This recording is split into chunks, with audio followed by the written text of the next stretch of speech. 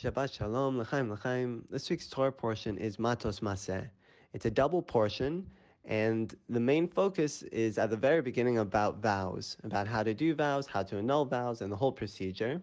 It discusses a war that we have with Midian, which we encountered in last week's parsha.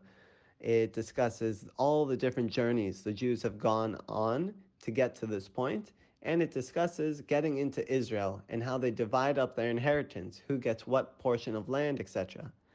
There's a very interesting Rashi that I want to focus on right now, which is right around when the Jews are going into Israel and they're going to take over the land and separate their inheritance.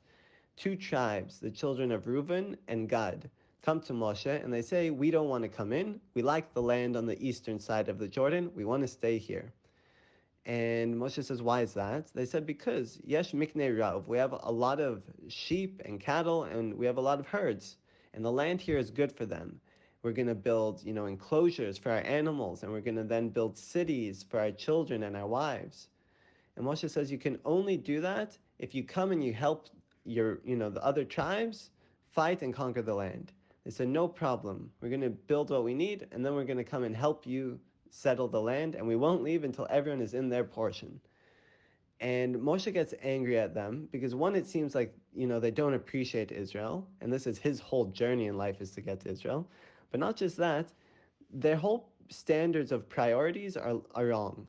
They said, we're going to build enclosures for our sheep and cattle, and then cities for our wives. So Moshe tells them, you can build cities for your wives and children, and then enclosures.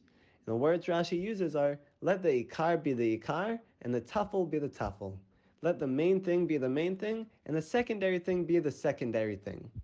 And so that's the idea I want to focus on, because I find it's very important and very necessary to think about and to talk about in life. In life, we all go on many journeys. And you can think about it in the way you grew up. As a kid, life is so easy. And then you get to high school maybe, and you start to worry about college. But then you get to college and you realize, wow, high school was so good, and now it's actually really stressful, because what am I going to do after college? And then you get a job, and you think, wow, college was so good, but now what am I going to do? I got to get married, start a family. Then you get married and start a family, and you realize, wow, this is tough. I had it good before this. And as we go through life, we realize, wow, all these places I have been, they were so hard in the moment. But now, looking back, I actually handled them no problem. But this journey I'm currently on, this, new adventure, this is so hard. I don't know if I can handle it. And then you do, and you handle it, and you look back and you say, wow, that was so easy. I wish I could go back there. But this place I am now, this is so hard.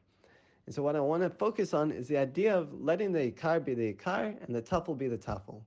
As we move through our journeys, we must realize, one, Hashem gives us every capability we need to get through the situations we're in. Every adventure, every journey we go on, Hashem has prepared us for, and He's given us the abilities to get through them. What can we do? We can let the ikar be the ikar.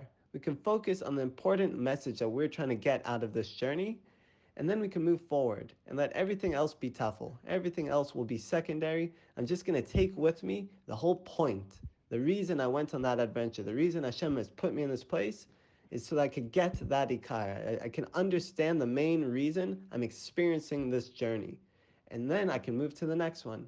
And everything else, every difficulty, every travail that I struggled through, everything that is secondary, I will let that fall away. It says actually in the Gemara, I didn't want to talk, okay.